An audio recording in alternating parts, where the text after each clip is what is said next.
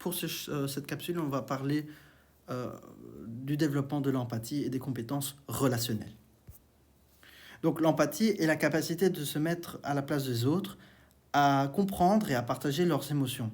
Les compétences relationnelles sont très essentielles dans notre vie quotidienne, tant sur le plan personnel que professionnel. Et donc, dans le cadre de ce cours, on va explorer différents aspects de l'empathie et on va apprendre à comment développer ces compétences pour des relations plus harmonieuses et enrichissantes.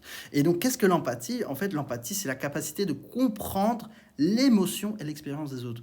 Donc, c'est vrai que quand vous aurez un patient qui viendra chez vous et il voit un bouton noir, je ne sais pas, sur sa main ou quelque part, et voilà, ça, vous savez qu'il y a certains grains de beauté, ça peut parfois ressembler à des mélanomes. Et donc, un mélanome, c'est quoi? C'est un cancer de la peau qui peut être très dangereux quand c'est pas bien pris en charge. Bah, il vient chez vous, vous êtes tellement un expert, vous êtes dermatologue, vous voyez que en fait, il s'inquiète pour rien. Ce n'est pas un mélanome, donc ce n'est pas un cancer de la peau, c'est juste un bête grain de beauté. Du coup, vous n'allez pas dire juste ça, juste dire oh écoutez, c'est juste un grain de beauté, vous vous stressez pour rien. Non, il y a toujours une inquiétude. Il faut comprendre ce que le patient ressent sur le moment, qu'il s'inquiète, qu'il est angoissé, et vous devez essayer d'être à l'écoute en disant écoutez, je vois que vous êtes inquiet.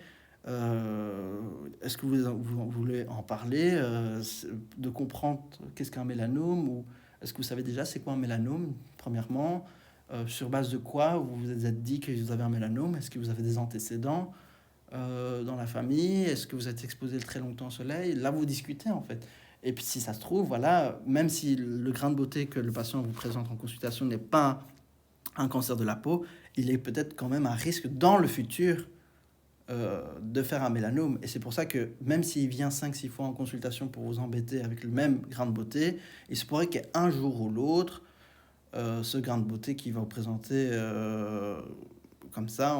Enfin, c'est rare que des grains de beauté deviennent en mélanome, ça existe des cas, hein, mais c'est au niveau proportionnalité, c'est plutôt rare, mais ça existe. Des grains de beauté qui se convertissent en mélanome. Ben, ce jour-là, quand ça se convertira en mélanome, si vous gardez l'habitude à négliger l'appel du patient, ben là, vous mettez votre patient en danger. Ok, donc voilà, c'est pour ça que il faut comprendre votre patient, comprendre ses émotions, et peut-être qu'il a un vécu vis-à-vis de ça. Peut-être qu'il a vu sa mère est morte d'un cancer de la peau. Voilà, donc c'est aussi pour ça que le patient a un peu une sorte de trauma vis-à-vis de ça, ou une inquiétude que lui aussi peut avoir ce facteur de risque. Donc voilà, c'est aussi là que vous devez vous mettre à la place des autres. Vous ne connaissez pas tout le patient, vous connaissez juste la maladie, juste globalement son état de vie ou son état de santé et niveau psychologique, mais peut-être que vous ne connaissez pas tous les détails. C'est pour ça que quand c'est votre premier patient, vous le connaissez pas, vous devez poser beaucoup de questions, être à l'écoute et faire une anamnèse correcte. Il existe deux types d'empathie, donc l'empathie cognitive et émotionnelle.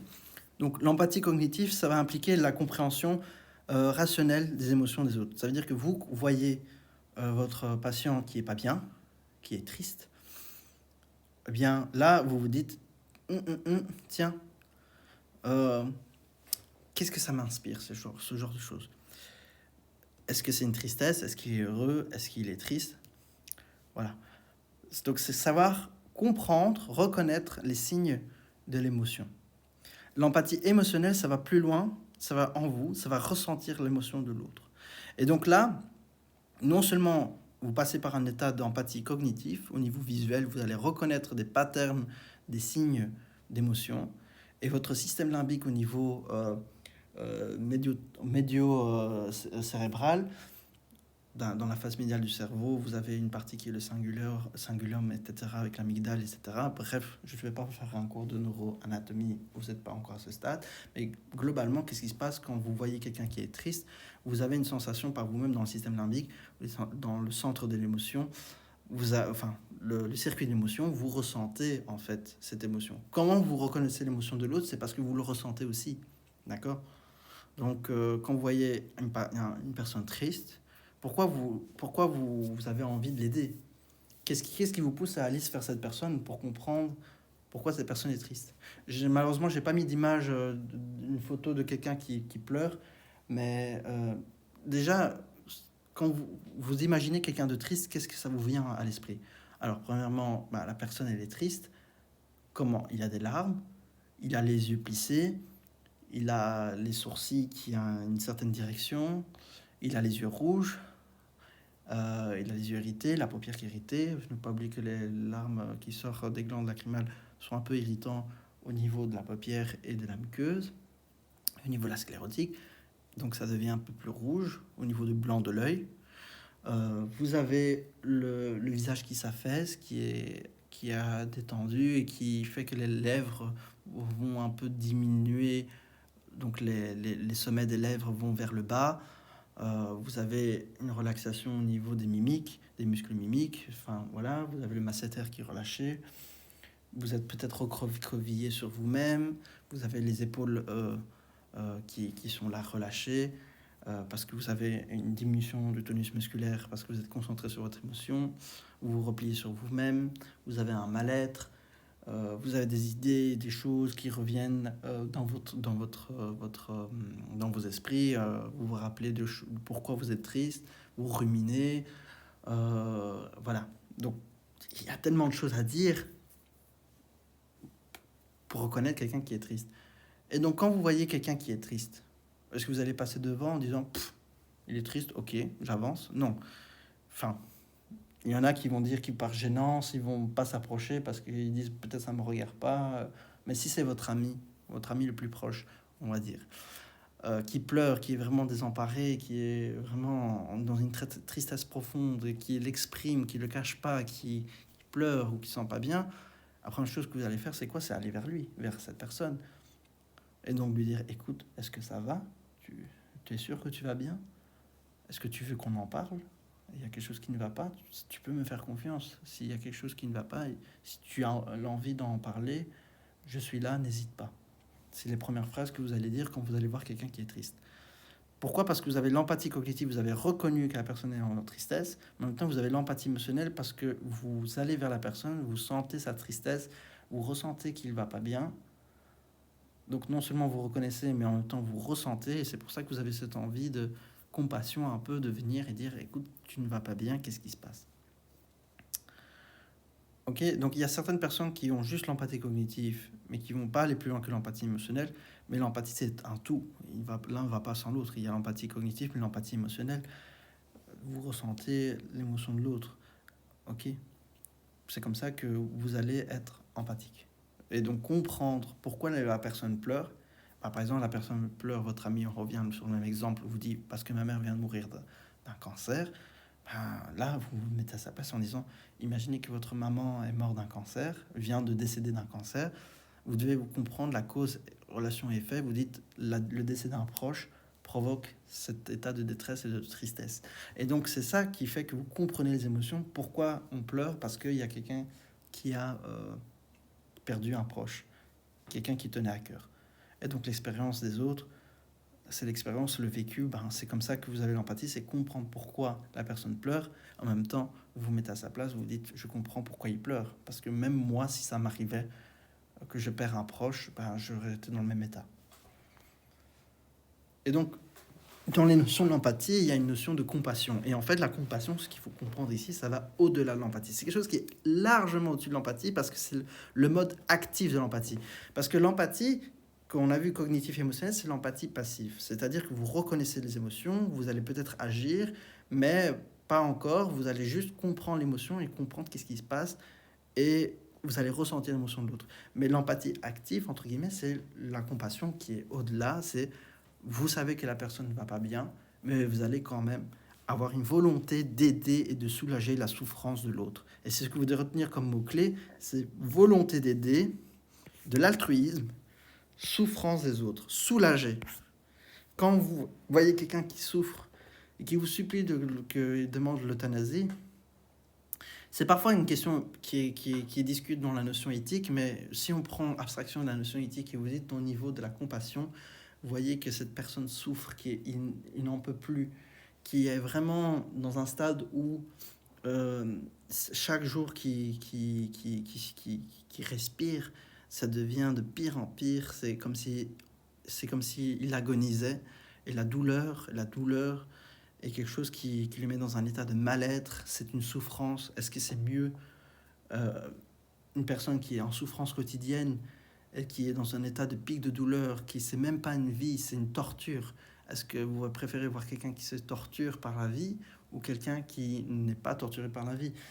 Ça reste toujours une question éthique, mais vis-à-vis de la personne, elle dit, écoutez, docteur, j'en peux plus, je n'arrive pas, c'est pas possible, s'il vous plaît, je voudrais faire une demande d'euthanasie. Vous serez confronté à des choses comme ça en stage. Je sais que, enfin, ce ne sera pas vers vous parce que vous êtes les plus jeunes, mais surtout des médecins seniors qu'on serait accompagnés par des PG, enfin des postgradués, donc des assistants, ou des médecins expérimentés. Vous serez confronté à voir ce genre de scène. Et donc là, c'est aussi une volonté d'aider en tant que médecin. Vous n'allez pas pratiquer délibérément la mort, mais c'est surtout que vous le faites dans le contexte du bien-être du patient, à la demande du patient. Bien sûr, il y a toute une échelle, évaluation psychologique, etc., pour voir si le patient n'est pas en dépression et qui dit ça comme ça. Ou, voilà, il y a toute une chose qui se fait avant, au niveau administratif, etc. Mais globalement, si on fait abstraction de tout ça, voilà, soulager la souffrance des autres, c'est quelque chose qui est important. Alors, souffrance, ça ne veut pas dire que l'euthanasie. Il y a aussi la notion de le patient, il souffre, vous ne faites rien, vous ne lui donnez pas de antidouleur ou quelque chose. C'est mon manque de compassion en tant que médecin. Vous voyez que le patient souffre. Vous voyez un enfant qui souffre, qui a des douleurs, qui n'en peut plus. Vous voyez un enfant qui est mal. Déjà, un enfant, c'est encore, ça donne plus de, ça touche un peu le cœur parce que c'est quand même des petits enfants qui sont innocents, qui n'ont rien demandé à ce qui leur arrive. Vous voyez qu'ils souffrent, vous vous sentez presque obligé, peut-être pour certaines personnes qui sont mères ou voilà, qui voient un autre enfant souffrir, ils s'imaginent que ça pourrait être son propre fils, et s'est dit mais je peux pas voir cet enfant souffrir, c'est pas possible. Enfin, il faut que j'agisse. Et donc, c'est soulager la souffrance de l'autre, parce qu'il y a une empathie, on comprend la douleur. Pourquoi il pleure, pourquoi il n'est pas bien? Parce qu'il a une douleur. Et s'il y a une douleur, qu'est-ce que je dois faire? Ben, c'est soulager cette douleur, cette souffrance, lui donner le médicament, le guérir. S'il a une leucémie, un cancer, qu'est-ce qu'il faut faire? C'est essayer de trouver un traitement pour soulager. Pour soulager, en même temps, s'il y a moyen que dans la guérison, il y a un soulagement, c'est ça l'intérêt. On ne guérit pas pour faire du mal au patient, on essaye de trouver la meilleure méthode pour le soulager et lui donner une meilleure qualité de vie. Ok, donc c'est ça la compassion. Et alors ça implique de manière altruiste et faire une preuve de gentillesse. Alors attention avec le preuve de gentillesse, c'est faire la différence entre la sympathie et la compassion empathique. La sympathie, c'est voilà, on est gentil pour être gentil, mais on comprend pas forcément ce que l'autre ressent. On sait que la personne est pas bien et tout, mais par sympathie, voilà, on va pas chercher plus loin. Je vous donne un exemple, vous avez quelqu'un qui pleure, et là vous êtes là, vous voyez que la personne pleure, et vous essayez donc, pour que la personne change d'idée, vous lui donnez un morceau de chocolat ou quelque chose, vous dites, ah tu sais, tu veux venir avec moi au cinéma ce soir, je vais voir un bon film, tu veux m'accompagner. Vous pensez que ça va l'aider, et donc vous dites que vous faites ça par preuve de gentillesse. Ça, c'est pas de l'empathie, hein. Ça, c'est juste de la sympathie. C'est juste que vous proposez un truc gentil pour être gentil, et c'est tout. Quelqu'un d'empathique, c'est quelqu'un qui va comprendre l'émotion de l'autre, qui va essayer de creuser un peu pour dire, mais écoute, je vois que t'es pas bien, tu veux qu'on en parle, genre ça vous inquiète, ça vous vous sentez pas bien pour cette personne. Ça, c'est de l'empathie. Mais dire que tu vas au cinéma, de vous donner un chocolat, vous donner un cadeau ou quelque chose pour le faire changer d'idée, parce que vous croyez que c'est ça qui va le mettre mieux, bah ça, c'est pas de l'empathie, ça, c'est de la sympathie. Donc faites attention euh, de faire la différence entre empathie et sympathie. Ok. Alors, un exemple, si vous voyez quelqu'un qui a mal à porter ses sacs d'épicerie, vous sentez qu'il est pas bien, il a l'air transpirant, vous voyez qu'il a mal au dos, ben vous voyez, vous manifestez donc votre compassion en lui offrant votre aide en disant, écoutez, je vois que vous avez besoin d'aide, est-ce que vous permettez-moi de vous aider à porter vos sacs? Donc vous voyez que la personne a besoin d'aide parce qu'il le montre indirectement ou directement, ça dépend, mais que vous voyez qu'il n'est pas bien, qu'il a mal au dos, vous voyez qu'il crie, qu'il ah ce sac il est lourd, je me suis fait une tendinite ou j'ai une hernie discale, je me sens pas bien, enfin voilà, vous le sentez, vous l'aidez. Donc ça c'est la compassion. Alors Monsieur A se rend compte que son équipe, enfin, je ne sais pas qui est A, donc se rend compte que son équipe est soumise à une ride d'épreuves pour le moment, faire face à la concurrence en pleine crise sanitaire de toute l'équipe A, toute l'équipe A est la personne qui présente le plus de compassion pour tous ses collègues. Quel est le comportement le moins compassionnel? Alors A, c'est une personne féminine, vu qu'on parle en féminin, elle.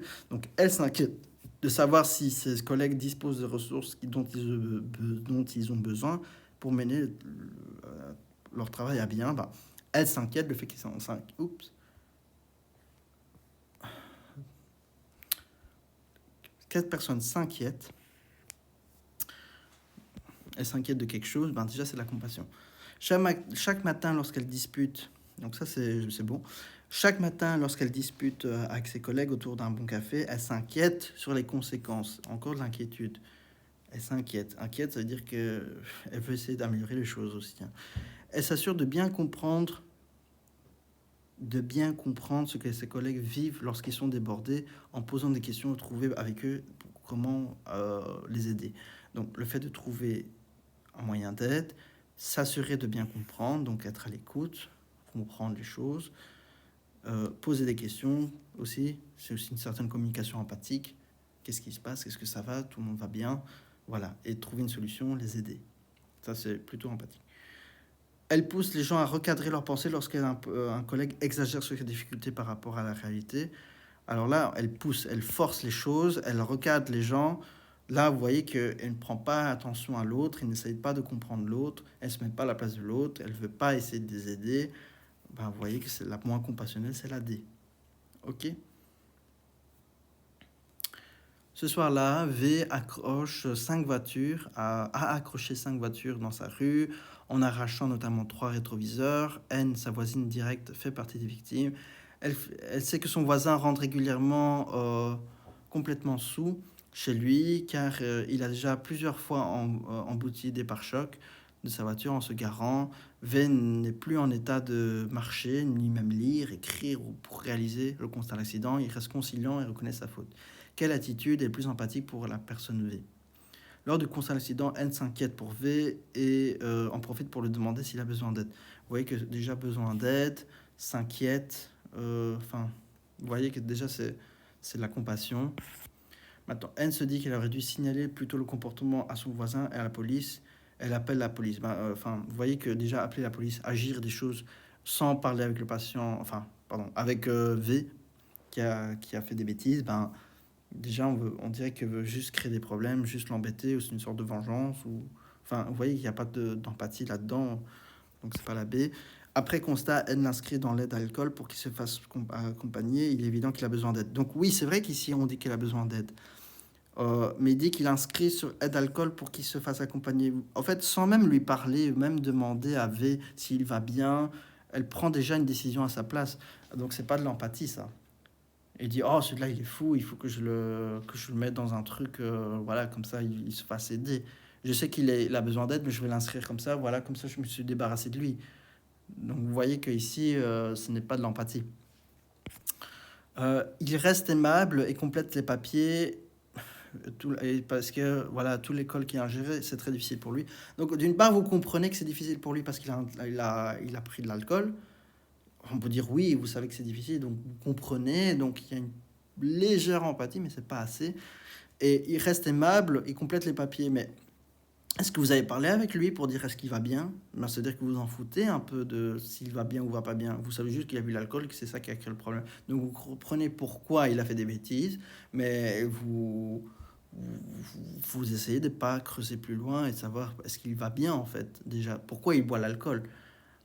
En fait. Donc oui, l'alcool fait des choses qui fait que il fait des bêtises, il casse des voitures, mais avant ça, l'alcool, pourquoi il boit de l'alcool? Qu'est-ce qu'il a? Qu'est-ce qui fait qu'il boit de l'alcool? Si ça se trouve, il a perdu sa femme est décédée, qui est dans un accident de voiture qu'il a pris récemment, enfin, peut-être depuis un moment, depuis un certain moment, et peut-être tout le monde est déjà au courant qu'il a perdu quelqu'un, et que s'il a commencé à boire parce qu'il se sentait pas bien, il est en dépression, et donc il commence à déconner.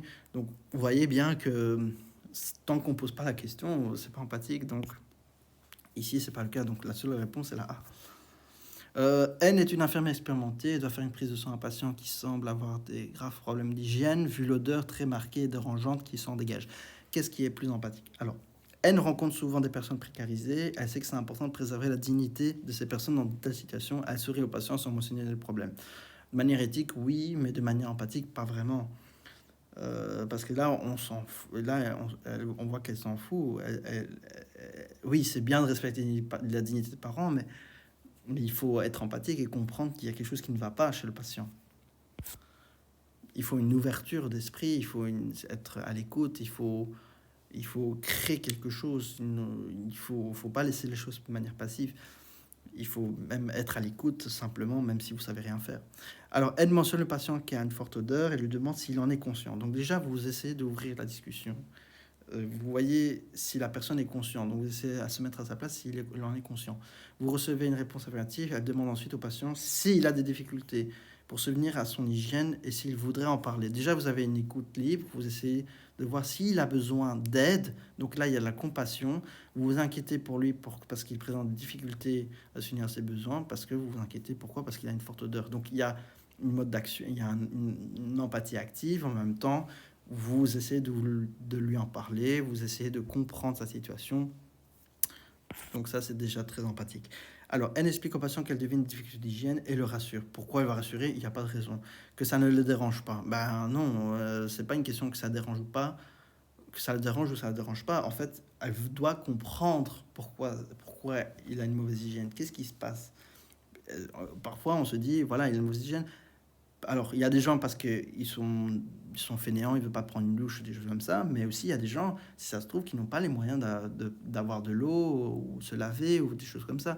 Donc, il faut aussi avoir fait une preuve de compréhension vis-à-vis des autres et donc d'être ouvert à la discussion et voir qu'est-ce qui se passe en fait. Et ne pas le juger uniquement, ouais, parce que si ça se trouve, c'est juste un SDF qui se lave pas. Donc, déjà, on est dans le jugement, donc c'est même pas de l'empathie. Donc, vous voyez que et il prend le temps d'expliquer l'importance. Bah, si ça se trouve, la personne connaît qu'est-ce que c'est prendre soin de lui, mais mais ça sert à rien de lui dire va dans un bain public ou il faut que tu prennes soin de toi si la personne n'a pas les moyens.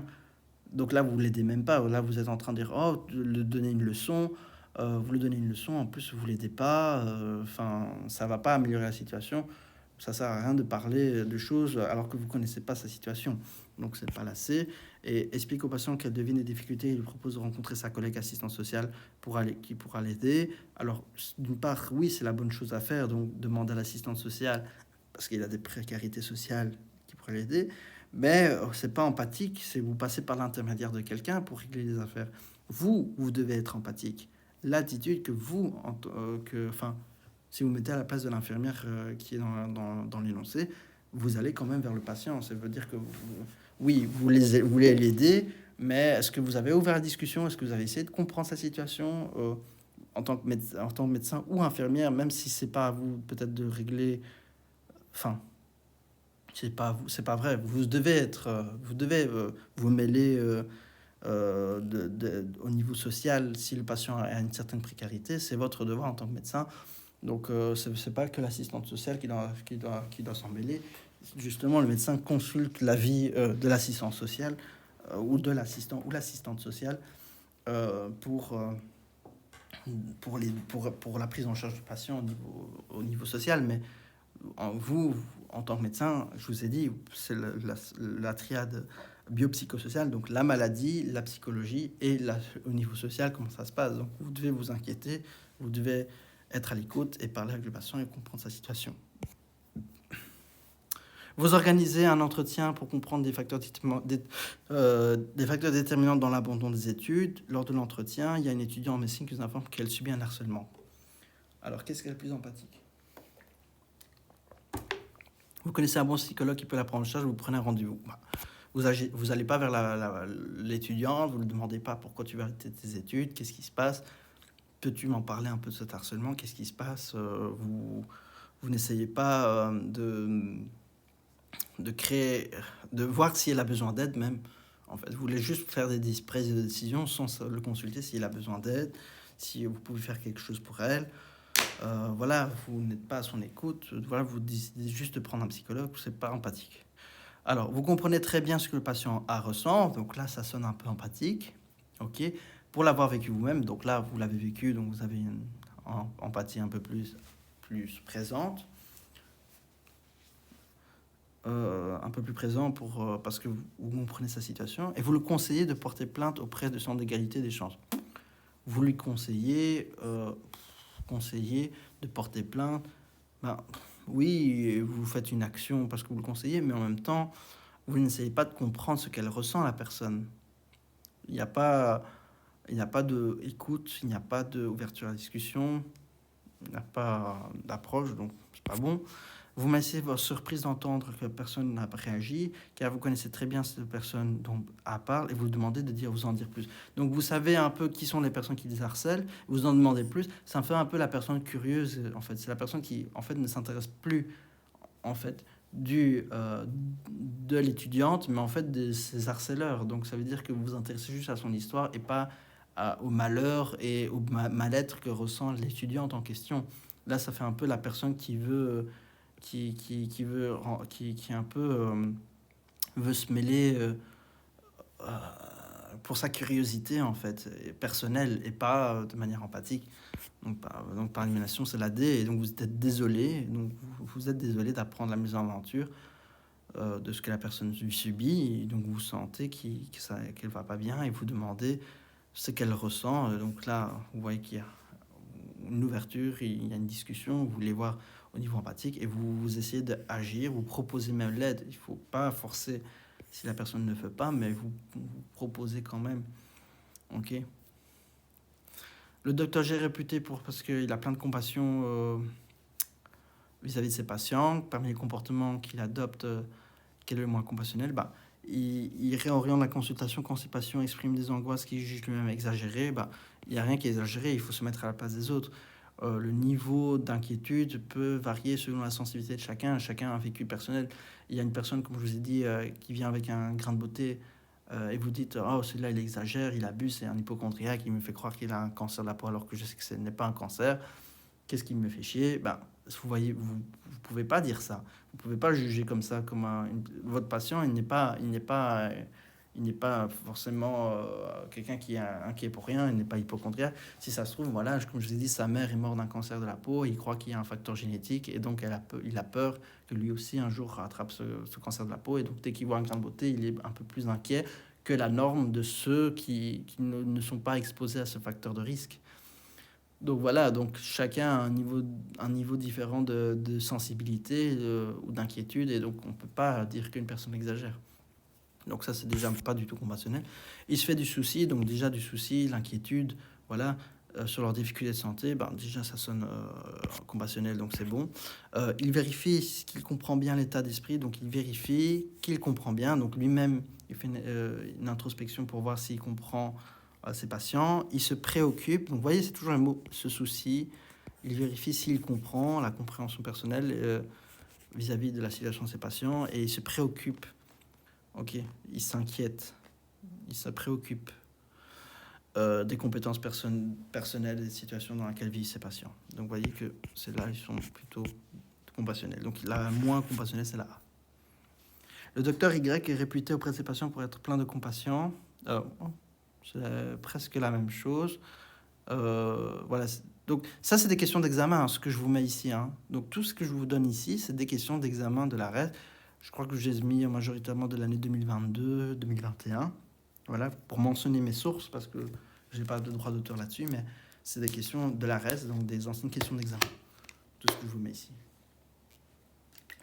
Alors, il s'inquiète de ses patients, donc il s'inquiète.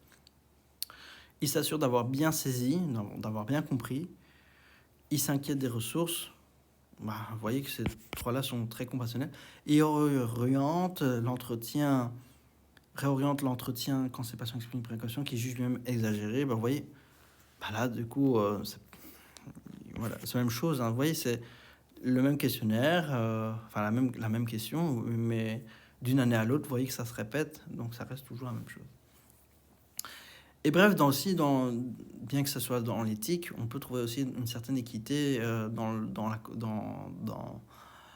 l'empathie. Donc l'équité, que tout le monde ne doit pas sentir un sentiment d'injustice, parce que le sentiment d'injustice donne un sentiment de mal-être et un sentiment d'infériorité. Et ce sentiment d'infériorité est un cercle vicieux où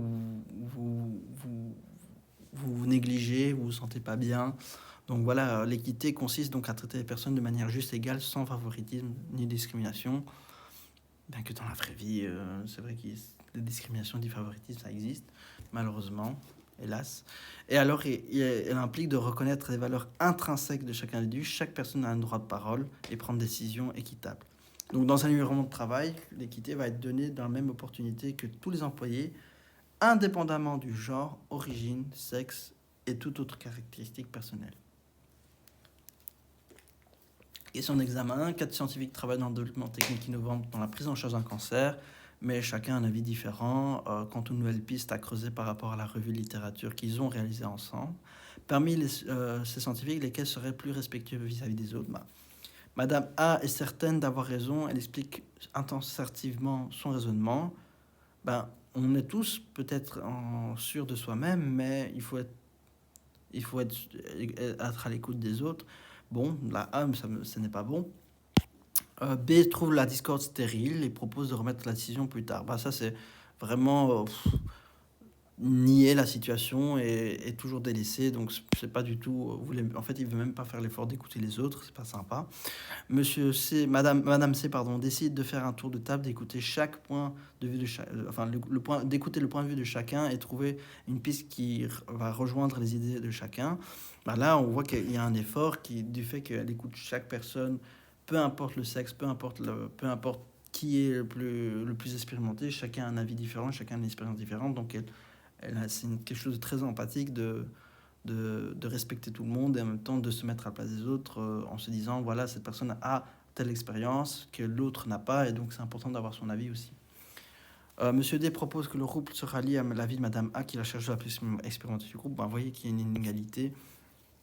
Il faut écouter tout le monde quand même, chacun a un avis et une expérience différente.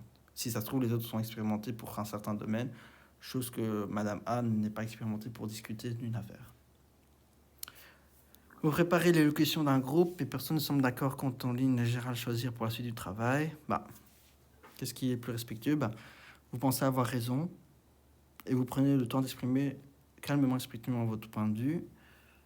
Afin d'éviter les dissensions dans le groupe, vous proposez un jeu d'équipe. Vous faites un tour de table afin d'écouter le point de vue de chacun, de chercher une solution.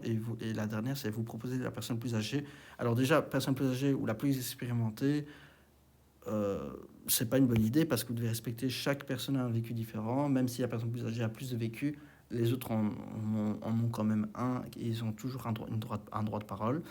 Afin d'éviter des problèmes, vous proposez un jeu d'équipe. Ça, c'est une perte de temps. Vous ne confrontez pas à la situation.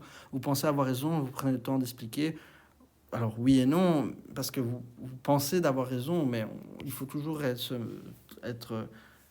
se dire que peut-être que les autres ont plus raison que moi, mais il faut que d'abord je les écoute. Donc, il n'y a pas une ouverture à la discussion. Et donc, c'est pas empathique. Et donc, vous faites un tour de table pour écouter le point de vue de chacun et afin de chercher une solution. Ça, c'est plutôt le plus adapté et le plus respectueux. Vous exposez vos collègues, les grandes directions d'un projet qui vous tient à cœur, mais de nombreux avis contradictoires apparaissent dans le groupe. Alors, qu'est-ce qui est la plus respectueuse vis-à-vis de vos collègues? Vous interrogez tour à tour les personnes afin d'écouter, de comprendre leur point de vue. Et ce, avant de reprendre votre exposé, ce qui me semble bien. Vous êtes convaincu que vous avez raison? Non, il ne faut jamais se convaincre, il faut toujours écouter les autres avant. Vous expliquez votre point de vue en privé à la personne la plus responsable. Déjà, vous avez fait un favoritisme, c'est pas équitable, il faut exprimer à chacun. Éviter la zizanie au sein du groupe et proposer un team building avant de reprendre. Ça, c'est vraiment pour négliger le problème. C'est pas ça vous n'êtes pas à l'écoute, vous ne faites pas un effort de comprendre la situation et de vous mettre d'accord. Vous êtes le seul radiologue du service sans savoir utiliser l'appareil d'échographie. Vous avez l'impression qu'à cause de cela, il y a plus de travail que les autres. Cela dure un certain temps, qu'il y a la démarche plus efficace. de chercher un travail dans un autre hôpital, non, parce que si ça se répète dans un autre hôpital, vous allez avoir de nouveau le même problème.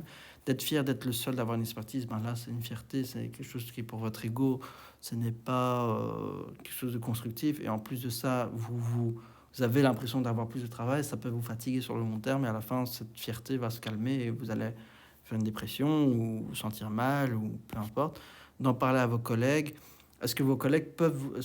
Le fait d'en parler à vos collègues, c'est comme si vous vous plaigniez et que vous voulez que vos collègues reprennent votre travail à votre place.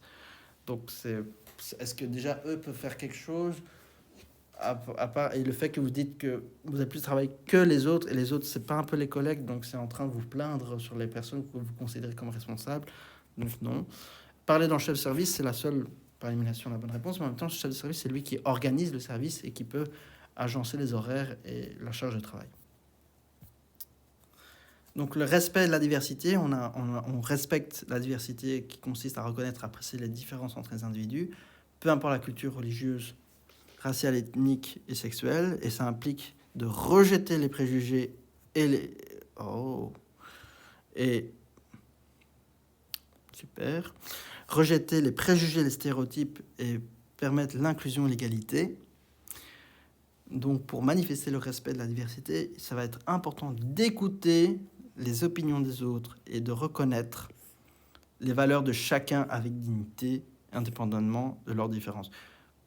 Donc avec dignité, bien sûr, mais il faut aussi être ouvert à la discussion et chercher une solution efficace pour que le groupe avance et aussi pour que la prise en charge avance. Donc l'infirmière là qui n'osait pas dire que le patient sentait mauvais, c'est vrai que par dignité elle va le faire, mais si c'est pas pour améliorer sa situation, si elle s'inquiète pas pour lui, c'est un manque d'empathie. Il faut aussi essayer d'équilibrer ça et de trouver une empathie face à son patient. Donc, pour résumer, l'empathie, c'est se mettre à la place des autres. Je ne sais pas pourquoi ça saute. À la place des autres, comprendre leurs émotions. Et la compassion, c'est aider à soulager la souffrance des autres. Donc, c'est une sorte d'empathie active. Vous essayez de... vous comprenez le problème et vous comprenez que la personne ne se sent pas bien au niveau émotionnel. Et vous essayez d'agir pour soulager sa souffrance et essayer de résoudre le problème qui fait que la personne est dans un mal-être. Donc c'est agir au-delà de l'empathie. Et l'équité, c'est traiter tout le monde de la même manière juste et égale. Peu importe qui ils sont, peu importe leurs expériences personnelles, il faut que tout le monde ait son droit de parole et trouver la discussion. Et donc le respect de la diversité et accepter la différence des autres. Et donc tout ça, ça va permettre une relation harmonieuse qui a contribué à un monde un peu plus juste et inclusif. Les avantages de l'empathie, c'est que ça va favoriser des meilleures relations interpersonnelles, comme je vous ai parlé, avec votre médecin, relation médecin-patient. Si vous mettez en confiance au niveau relationnel votre patient, le patient viendra souvent chez vous pour le suivi et donc il y aura une meilleure prise en charge. Et donc, comme je l'ai dit, le diabétique, le patient diabétique, il vient plus chez vous parce qu'il a peur de vous, parce que vous êtes méchant.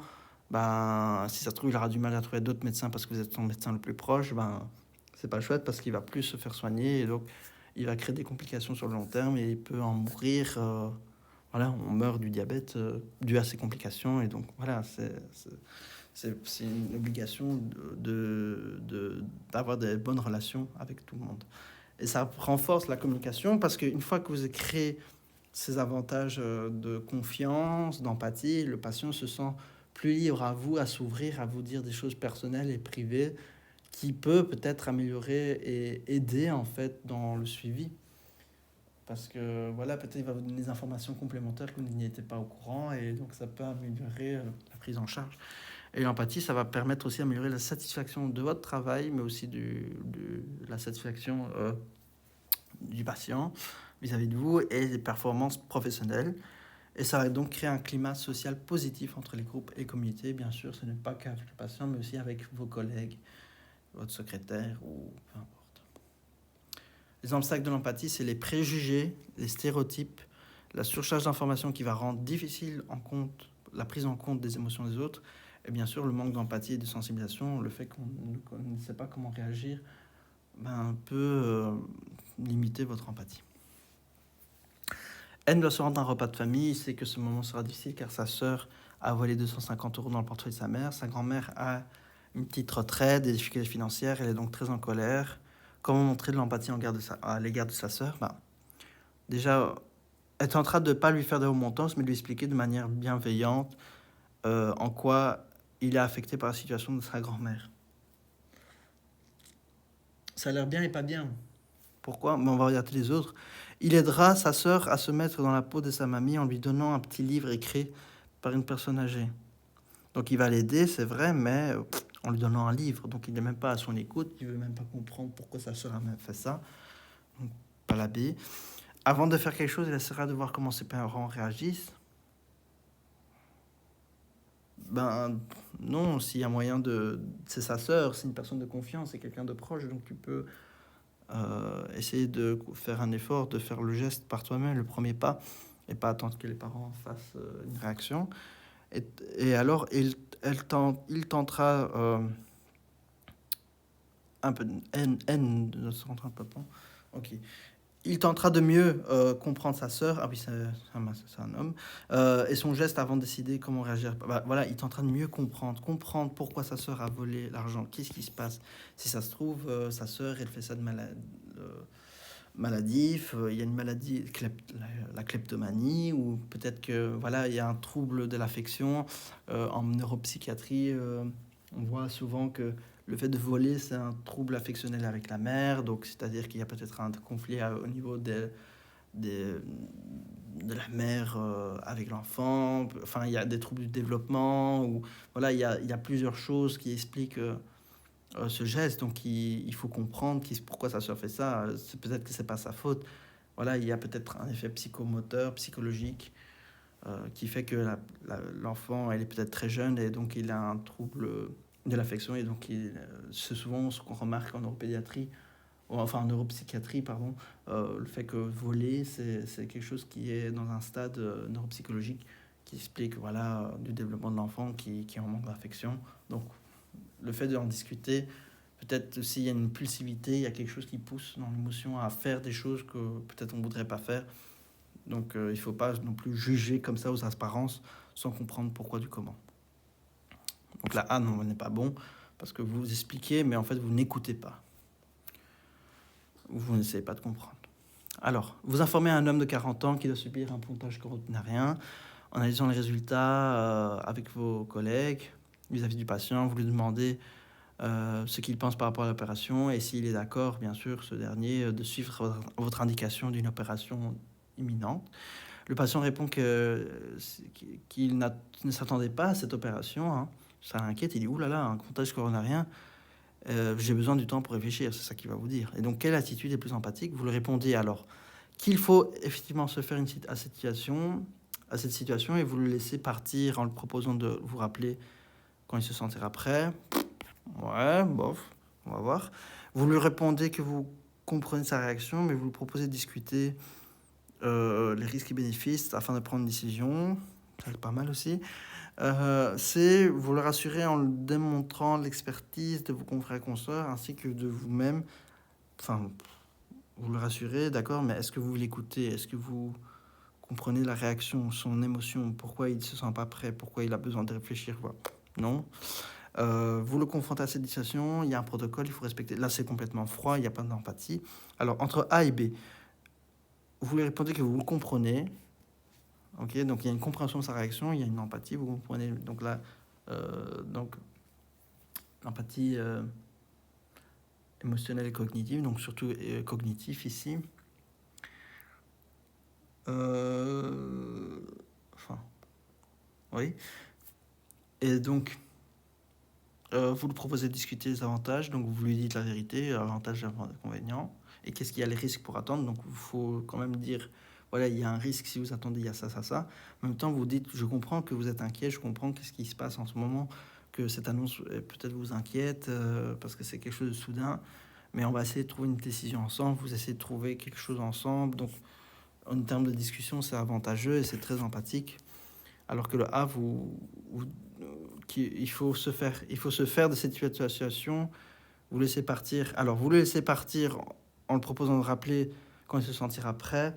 C'est aussi se dire, voilà, je respecte le patient ne veut pas directement, mais c'est pas empathique du tout parce qu'en fait, effectivement, se faire à cette situation, c'est comme si vous l'obligez à dire il n'a pas le choix, en fait, il doit le faire. Alors que vous n'essayez pas de comprendre pourquoi le patient il est inquiet, pourquoi il a besoin de temps de réfléchir. Donc vous laissez partir parce que vous le respectez qu'il a besoin de réfléchir, c'est vrai. Donc en termes de respect, ça se fait. Mais que voilà, vous affirmez il doit s'y faire, quoi. Alors que vous essayez pas de comprendre, enfin vous essayez pas de montrer que vous comprenez son ressenti. Donc la A n'est pas bon. Donc c'est la B qui est très très très bien. Donc pour développer l'empathie, une première étape c'est l'écoute active. Et donc c'est quelque chose qui va être écouter attentivement de manière engagée ce que l'autre a dit. Donc c'est pas que juste écouter, il faut juste impliquer sa présence, porter une attention soutenue, se concentrant sur les mots, les émotions, les signes non-verbaux, mettre sa posture, ne pas écrire sur l'ordinateur, être face à son patient, se pencher en avant, l'écouter, et une véritable montrer que vous avez envie d'écouter, de le comprendre, et pas l'interrompre et ni le juger, surtout, afin de favoriser une communication efficace et meilleure et une compréhension mutuelle. Et donc, c'est-à-dire que vous devez être présent, être attentif, vous devez chercher un contact visuel, des signes d'approbation, réfléchissez à ce que vous allez dire et posez des questions surtout. C'est ça le but, un coup actif, c'est de poser des questions ouvertes. Donc vous discutez avec un ami qui se sent triste après avoir échoué un examen. Comment pourriez-vous pratiquer l'écoute active pour développer votre empathie vers lui? Vous allez chez lui, vous allez dire, écoute, je sais que tu vas pas bien, je sais que cet examen c'est ton objectif et c'est pour ça que tu te sens pas bien parce que tu n'as pas réussi cet examen. Si tu es là, si tu es d'accord, pardon, si tu veux qu'on en parle, tu peux compter sur moi. Et puis là, vous commencez à créer la discussion. Donc, question d'examen. Vous êtes en première année de médecine. Un condisciple vous annonce qu'on a diagnostiqué un cancer de sein chez la mère. Elle se sent dépassée et souhaite arrêter. Qu'est-ce que vous allez faire? Alors, de nombreuses personnes n'ont pas accès à ces études. Vous ne comprenez pas son point de vue. Ça, c'est pas empathique. Vous êtes émotionnellement détaché par ces situations parce que vous ne la vivez pas. Vous ne savez pas dès lors quelle attitude. Même si vous n'avez pas vécu ça, vous devez avoir une émotion. Vous comprenez que la personne est en détresse et elle est en tristesse absolue. Vous vous sentez capable de prendre des décisions sans être influencé. Déjà, vous n'êtes pas influencé par le sentiment, c'est pas de l'empathie. Vous ne savez pas comment le répondre, mais par contre, vous êtes à son écoute. Il y a de l'écoute, même que ce soit passif, même si vous ne savez pas comment réagir, au moins vous êtes à son écoute. Mais en tout cas, c'est l'écoute active qu'on doit privilégier en plus que l'écoute passive. Votre ami est passé par un examen pour aller rentrer en Polytech. Elle vous appelle parce qu'elle a reçu les résultats, ça n'a pas été élevé, c'était pas très élevé, elle a échoué. Elle est très déçue, elle pleure. Alors, qu'est-ce que vous faites? Vous comprenez pas pourquoi elle est si affectée, vous essayez de changer les idées. Pour lui rendre sa bonne humeur, c'est de la sympathie, mais c'est pas de l'empathie. Et encore moins, vous n'essayez pas de comprendre pourquoi elle est pas bien. Même si vous comprenez pas comment votre ami a pu se lancer dans ce projet au vu de ses difficultés, vous l'écoutez. Écoutez, vous savez que c'est un objectif important pour elle, vous la mettez à sa place, vous mettez à sa place et vous savez qu'elle vit difficilement son échec, c'est empathique. Vous essayez de l'aider de prendre distance par rapport à l'échec. Le fait de prendre distance, c'est de la sympathie. Vous rappelez qu'elle a toute sa vie devant elle et que ce n'est pas plus mal de se réorienter. Là, vous choisissez sa décision à sa place, vous vous confrontez pas au problème, vous essayez de nier le problème, vous minimisez le problème que la personne vit en fait. Donc, vous ne mettez pas à sa place, dire que c'est une fatalité, en même temps, vous essayez de nier le sujet, la situation. Vous n'êtes pas surpris qu'elle n'ait pas été retenue, vous lui dites, vous ne l'avez pas dit, et pour ne pas le baisser, vous sentez qu'elle n'arriverait pas, et donc c'est une très bonne chose qu'elle se réoriente dès maintenant. Non, elle se sent pas bien, vous devez être là, et être à son écoute, et savoir que c'est quelque chose qu'elle tenait à cœur. Elle veut absolument faire Polytech. C'est pas à vous de dire voilà, elle n'est pas capable, heureusement qu'elle a raté. C'est pas du tout empathique, c'est contre-productif. Je vous donne un exemple parallèle vis-à-vis de ça. Vous avez une patiente qui est en consultation. Elle est avec son mari. Ça fait quand même 1 an et demi qu'ils essaient d'avoir un enfant. Et là, pour une fois, ils ont tenu le bébé. Le bébé était dans le ventre de la maman pendant 3 mois. Tout se passe bien, elle va en consultation, vous êtes gynécologue. À l'échographie, malheureusement, le cœur a arrêté de battre. Donc, la grossesse s'est interrompue. Donc, l'enfant est décédé. Vous devez annoncer ça. Vous voyez que les deux parents sont désemparés. Donc vous comprenez pas. Donc si vous dites, vous comprenez pas pourquoi ils sont affectés, vous essayez de changer des idées pour lui rendre sa bonne humeur. Bah, pas sympa pour la mère. Elle est vraiment désastrée, elle est dans un état de désastre parce que émotionnel parce que elle vient de perdre l'enfant qu'elle rêvait d'avoir. Et donc même si vous comprenez pas, par exemple la maman et comment elle a pu se lancer dans un projet d'avoir un enfant alors qu'ils ont des difficultés à avoir un enfant. Euh, Même si c'est compliqué, vous, quand même vous l'écoutez, vous savez que c'était très important pour elle, pour ce couple d'avoir un enfant et qui vivent très difficilement cet échec. Bah voilà, vous comprenez que c'est empathique. Maintenant, si je vous dis, vous essayez de l'aider à prendre distance par rapport à cet accident, cette interruption de grossesse, vous leur rappelez qu'elle a toute sa vie devant elle et que c'est pas plus mal d'adopter un enfant pour ne pas se fermer dans une fatalité. Déjà, parler d'adoption d'un enfant, écoutez, il y a des mamans qui veulent d'abord avoir, si possible, leur enfant avant de parler de ça, avant de parler d'adoption. L'adoption, c'est vraiment quand il n'y a plus d'alternative. Et voilà, ça peut. Après, les enfants adoptifs, il y en a qui des parents qui aiment plus leur enfant adoptif que que si c'était leur propre enfant. Donc, c'est pas mauvais, mais de parler de ça déjà comme une fatalité, ça casse. Déjà, la personne, elle apprend la mauvaise nouvelle, elle est déjà très mal. Alors déjà, vous lui dites encore, ou écoutez, vous devez adopter un enfant. C'est comme si vous dites, écoutez, tu vas jamais avoir d'enfant, vous allez jamais avoir d'enfant, donc c'est une fatalité. Donc déjà, elle est dans la douleur, alors vous lui mettez encore un couteau dans sa douleur. Vous êtes en train d'ouvrir un peu plus la plaie, donc c'est pas du tout empathique. Alors vous dites, vous n'êtes pas surpris que cette mère a fait une fausse couche, mais vous l'avez parce que vu les antécédents qu'ils avaient des difficultés, mais vous lui avez pas dit pour pas la blesser, mais que vous pensez qu'elle va jamais avoir d'enfant, mais c'est une très bonne chose qu'elle adopte maintenant. Ben non, c'est pas du tout empathique parce que vous êtes soutenu à vos idées, vous savez que la personne part dans des folies, mais vous essayez pas de comprendre sa douleur, vous essayez pas d'être à son écoute, vous essayez pas de comprendre comment elle vit son échec ou sa douleur. Il y a un médecin généraliste, il reçoit une patiente qui a mal au dos, et alors qu'est-ce qui se passe? Il dit, oh, j'ai mal au dos, c'est insupportable. Le médecin dit, ah bon, insupportable? Et la patiente dit, à tel point que je ne dors plus. Ah bon? Depuis plusieurs jours? Et depuis quand vous avez mal au dos? Et alors la patiente dit, depuis 3 semaines. Le médecin dit, 3 semaines? Mais pourquoi vous n'êtes pas venu plus tôt? Et alors la patiente vous répond, bah, j'ai eu des gros soucis avec mon mari. Donc c'est maintenant que le médecin va réagir. Et alors, soit il dit, votre mari a rechuté, va-t-il voir un alcoolique que je lui ai conseillé, vous ne pouvez pas subir ça pendant longtemps. Bah, là, vous faites un jugement, peut-être que c'est pas pour une histoire d'alcool, peut-être pour autre chose, que le mari il a d'autres problèmes. Donc déjà, je dis encore rechuté, c'est déjà un jugement. Donc c'est pas du tout empathique. Des soucis au point de rester si longtemps avec cette douleur. Si vous souhaitez en parler, donc là on voit qu'il y a une écoute active, donc la B. Ça semble difficile. Parlez-moi de ce qui a pu provoquer selon vous ce mal de dos. Vous parlez du mal de dos alors qu'il parle qu'il y a des soucis de mari. Vous êtes en train de nier le problème. Je suis inquiet de voir que vous êtes laissé souffrir longtemps. Il faut vous soigner, prendre soin de vous. Ben, là, vous niez le problème du mari qui a impacté sur sa santé. Donc la bonne réponse, c'est la B. Pour la question 6, ben, il y a B qui rêve de participer à une émission télé. Vous êtes ensemble lorsqu'elle reçoit. Donc Béatrice veut aller dans une émission et reçoit une lettre qu'elle n'a pas été reçue, par mail, pardon. Vous ne comprenez pas pourquoi elle est affectée et votre ami, vous essayez de lui changer des idées. Ça, c'est de la sympathie et pas l'empathie. Même si vous ne partagez pas l'attrait pour cette émission, vous l'écoutez. C'est que c'est difficile. Et vous comprenez que c'est difficile d'échouer quelque chose, un objectif. C'est la même histoire qu'avec la femme enceinte ou avec la personne qui avait raté ses examens. Ben voilà. Donc la B. Vous essayez de l'aider à prendre distance. Ben non. Là, vous niez le problème et vous n'êtes pas son écoute. Vous êtes soulagé qu'elle n'a pas été retenue. Ben là, même chose que la femme enceinte. Vous êtes soulagé que cette personne n'a pas eu d'enfant.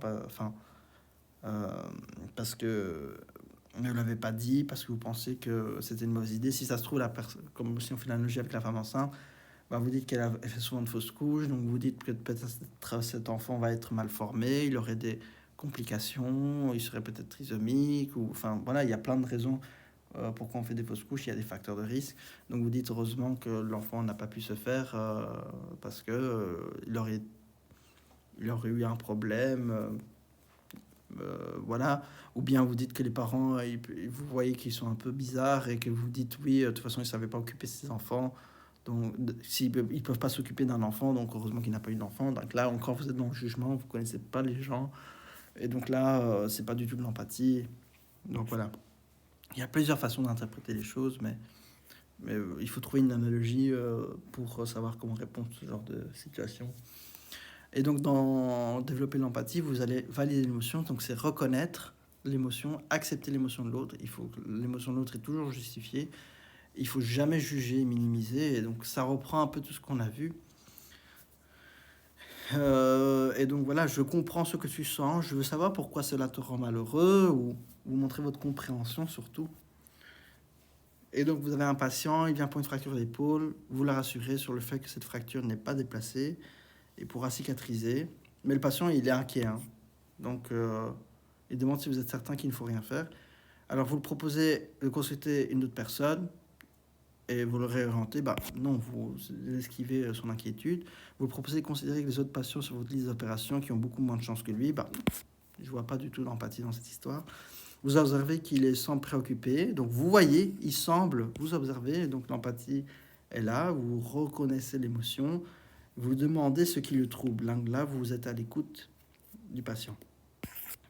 Vous restez sur votre position, vous expliquez que les risques qu'il y aurait à intervenir, bah non, là, il n'y a pas...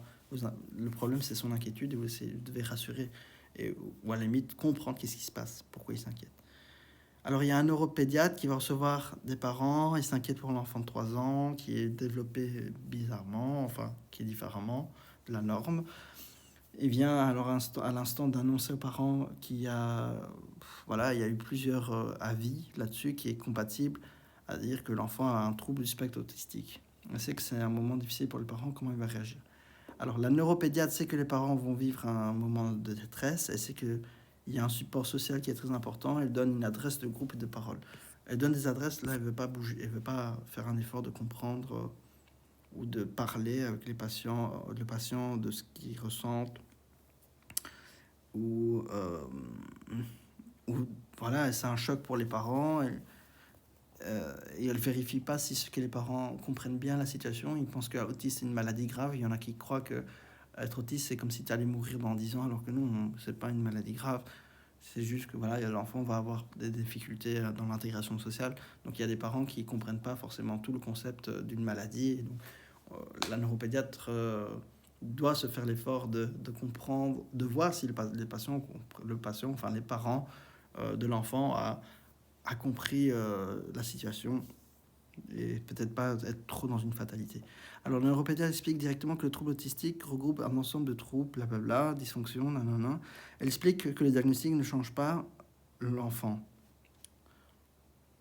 Donc, elle explique directement, mais est-ce qu'elle comprend en compte le sentiment des parents? Non. Pour rassurer les patients, la neuropédiatre utilise une métaphore qui la touche. L'handicap, c'est comme un voyage qui change de destination. Nous ne pouvons pas, là où ils iront, blablabla. Quand vous faites des anecdotes, c'est quelque chose que vous voulez dire sans réfléchir par vous-même, parce que pour vous, ça de moins tracasse que essayer de faire un effort de comprendre ce que les parents ressentent. Et donc là, c'est pas une discussion correcte. Donc la D est la bonne. Donc le neuropédiatre laisse le temps au patient qui semble stupéfait. Donc il laisse le temps, il comprend, il sait que c'est normal. Il se met à leur place, que c'est de sentir un choc, d'être sur le choc. Il leur demande ensuite ce qu'ils savent sur ce trouble. Donc, il essaie de comprendre leur compréhension, ce qu'ils souhaitent savoir, ce qu'ils souhaitent savoir, parce qu'il y a des parents qui ne veulent pas savoir des choses, donc il faut respecter ça aussi. Et si ça se trouve, déjà, c'est assez choquant, donc rajouter peut-être une couche de choses négatives, c'est pas chouette. Et ils questionnent à l'aide pour faire face à cette annonce, qu'ils auront pour faire face à cette annonce. Ça, c'est l'histoire, avec l'histoire du patient, là, que je vous ai dit, il y a un grain de beauté, c'est un bouton noir, mais en fait, c'est pas un cancer de la peau et donc il s'inquiète pour rien. Donc vous prenez note dans un dossier pendant que Frédéric parle. Là vous ne regardez pas, c'est comme si vous vous en foutez. Même si c'est la 3e consultation, il vaut mieux suivre un questionnaire complet à la lettre pour interviewer Frédéric. Wow. Votre but est d'avant tout diminuer l'inquiétude Donc, il est inquiet, il craint, il a peur. Donc, c'est surtout ça que vous allez faire. Parce que la consultation, je vais mettre une lettre, interviewer Frédéric, mais sans le poser question, essayer de résoudre un problème qu'il a, c'est l'inquiétude. Ben, voilà, non, il ne faut pas banaliser son symptôme d'inquiétude. Le fait d'être à l'écoute des inquiétudes ne rentre pas dans le cadre de votre fonction de médecin, pas du tout empathique. Et alors ici, c'est juste pour entrer dans le cadre que vous êtes bénévole dans une association qui vient aux aides des personnes. Okay, et en quittant l'hôpital, vous êtes urgentiste, vous apprenez qu'une femme que vous avez soignée a été expulsée et celle-ci vous rend triste et malheureux. En fait, ce qu'il faut retenir ici, c'est que l'empathie n'est pas uniquement aux autres, mais aussi vous devez vous faire votre propre auto-empathie. Et donc, vous appelez quelqu'un et vous parlez de ce que vous ressentez à une personne qui a vécu la même chose et vous fait du bien. Donc, vous aussi, vous avez besoin de parler à quelqu'un si vous ne vous sentez pas bien en tant que médecin. Il y a une situation où vous avez quelqu'un qui vous tenait à cœur qui est décédé. Vous avez besoin que d'autres soient à l'écoute de vous aussi. Donc, vous devez faire une auto-empathie. Alors, il y a aussi le perspective talking. Donc, voir les choses du point de vue de l'autre, se mettre à la place de l'autre, comprendre les facteurs, pourquoi cette personne pleure, parce qu'il a eu ça, parce que sa mère est décédée, parce que ci, parce que ça. Et il faut être patient, mais aussi avoir une certaine ouverture d'esprit. Ok, donc là, je vous mets un exemple, mais je vous laisse lire, mais c'est pas ça vraiment qui est important. Alors, V annonce que son compagnon est bisexuel et qu'elle voit régulièrement depuis un mois. La femme qui lui plaît, une femme qui lui plaît beaucoup. Ici, il manifeste son mécontentement qu'elle lui a caché cette relation.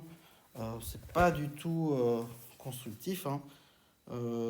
Donc là, vous êtes qu'elle lui cachait cette relation, vous demande de lui expliquer ce qui se passe. Déjà manifester un mécontentement, un comportement qui est déjà agressif, ce n'est pas une empathie. Parce que vous ne voulez pas être ouvert à la discussion, déjà vous êtes en train de fermer la discussion, vous êtes en train d'effrayer l'autre en disant ouais je suis pas content, et l'autre a dit oulala il a l'air fâché, j'ai pas envie de lui parler, et donc c'est une preuve qu'il y a un manque d'empathie. Donc la A est fausse, il s'inquiète de savoir comment vit cette situation, donc il s'inquiète, vous voyez le mot il s'inquiète, et pourquoi c'est maintenant qu'il lui parle, c'est le perspective talking, c'est-à-dire que vous savez qu'elle se sent, pourquoi elle a poussé à ce geste, pourquoi elle a fait ça, qu'est-ce qui fait qu'elle me parle que maintenant. Et là, dans le perspective talking, vous essayez de comprendre les faits et gestes, pourquoi elle a cette émotion-là, pourquoi elle a senti l'obligation d'en parler, pourquoi maintenant et pas avant. Vous essayez de comprendre pourquoi la personne réagit comme ça, pourquoi la personne réagit comme ça et pourquoi du comment. Il le prend plutôt bien et dit que lui aussi la trompe. Là, c'est vraiment aussi pour créer des problèmes, c'est pas du tout empathique. Il lui affiche avec situation super, il propose de passer ce cap, il commence une thérapie de couple. Là, il n'est pas ouvert à la discussion, il veut directement prendre des décisions sans comprendre le point de vue de de sa femme, pardon. Et donc, voilà, il n'est pas du tout dans l'empathie.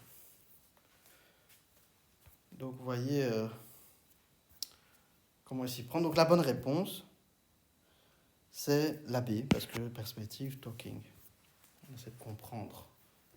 Clara est votre patiente et dit « J'ai bu 2 bières hier soir, je suis vraiment contente, j'ai suis arrêtée. » C'est bien la preuve que je ne suis plus alcoolique.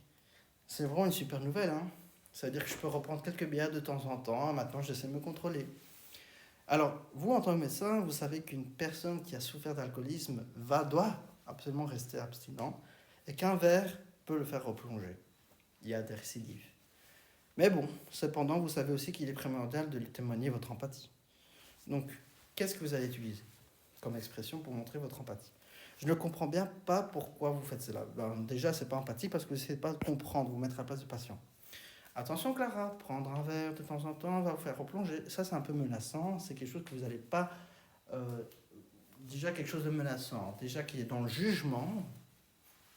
La patiente se sent jugée un peu par son médecin. Parce que c'est vrai que c'est pas bien qu'elle reboit parce que ça peut la refaire plonger.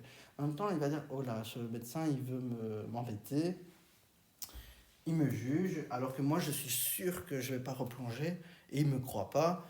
Du coup, je vais plus voir ce médecin déjà. Donc, vous voyez que là, vous êtes en train de casser la relation médecin-patient.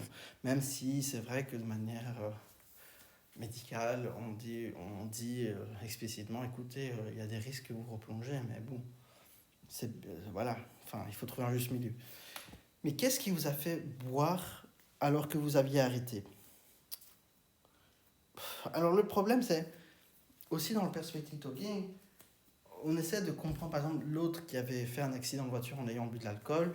On comprend que oui, il a fait un accident, il a bu de l'alcool parce qu'il y a eu des choses qui n'ont pas été dans sa vie, il a perdu un proche ou des choses comme ça. Donc c'est vrai que qu'est-ce qui vous avait fait boire alors que vous avez arrêté? C'est aussi s'intéresser à dire il y a eu quelque chose de grave entre-temps pour que vous ayez bu. Mais là, la manière comment se présente la situation, c'est j'ai bu de bière, j'étais vraiment content. Donc le mot content, c'est-à-dire qu'il n'y a pas une situation de détresse qui dit que voilà, elle a bu dans un contexte qui l'a forcé à boire, qui était négatif. Et en plus, elle se dit que elle se donne en même temps une conclusion par elle-même elle est capable d'arrêter de prendre l'alcool, même si elle reprend quelques bières. Donc elle se met une idée. Okay, et donc, donc ce n'est pas la bonne réponse appropriée en fait, parce que là, il n'y a pas de contexte comme l'autre question où la personne buvait et qui faisait tout le temps des accidents et qu'on ne savait pas un peu son vécu et dans quelles circonstances il buvait. Voilà. Donc, alors qu'ici, on voit qu'elle a repris et qu'elle était contente, elle était satisfaite de son résultat. Donc l'empathie aussi, c'est comprendre l'émotion de l'autre, mais en même temps dans son point de vue, et pas votre point de vue en tant que médecin. C'est aussi comprendre le point de vue du patient, et la patiente, elle est contente. Elle est contente, donc en gros, aussi dans l'empathie, c'est se mettre à la place de l'autre, comprendre l'émotion de l'autre, comprendre la perspective de l'autre, mais en même temps se mettre à sa place, mais tout en aussi résumer en fait l'émotion de ce que l'autre ressent. Et donc vous dites, mais vous êtes satisfait d'avoir bu de l'alcool et d'avoir pu arrêter sans être sous.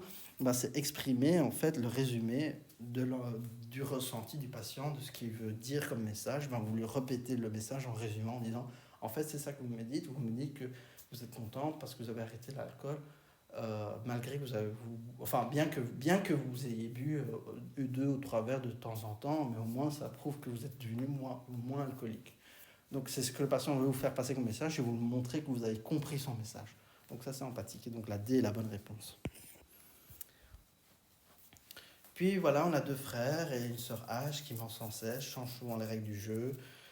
Ce n'est pas une petite sœur chouette, elle n'est pas agréable, alors que E est un garçon doux, mais parfois il perd patience avec sa sœur, il lui arrive de donner des coups. Et alors H, l'autre frère, il le dénonce systématiquement. Si les parents veulent montrer de l'empathie en l'égard de E, quel comportement devraient-ils adopter? Alors, ils expliquent le mécontentement à E pour ces gestes violents et prendre du temps pour savoir comment il ressent les choses avec cette petite sœur difficile à vivre. Ok. Alors, B, qu'est-ce qu'il dit? Ils aideront à E de mettre à la place de sa sœur en lui expliquant par exemple que ce n'est pas facile d'être la plus petite et que ça conduit parfois à des comportements visant à se mettre au centre de l'attention. Ben là, on ne comprend pas pourquoi il frappe sa sœur. Là, on est en train de dire, justifier, mais non, vas-y, laisse-la tranquille, c'est la petite, voilà, tu la comprends, elle a besoin de l'attention. C'est juste qu'on ne veut même pas écouter ce que a besoin. En fait, on ne veut même pas écouter les émotions de vis-à-vis d'une sœur difficile comme ça.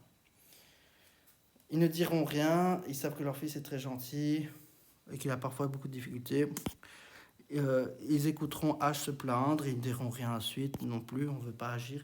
Donc, ils expliquent leur mécontentement, c'est vrai, mais ils prendront le temps de savoir comment ils ressentent les choses. Ça, c'est la A, c'est le plus empathique. On a une madame qui vient pour faire un vaccin. Elle est un peu triste, on voit qu'elle a un peu les yeux rouges, elle est infectée. Et vous dites, tiens, est-ce que ça va tout va bien? Qu'est-ce qui se passe? Vous n'êtes pas en forme aujourd'hui, vous vous sentez triste. Et alors elle explique que son petit-fils, il a joué au ballon dans son salon, il a cassé toutes ses collections de poupées en porcelaine. Et alors...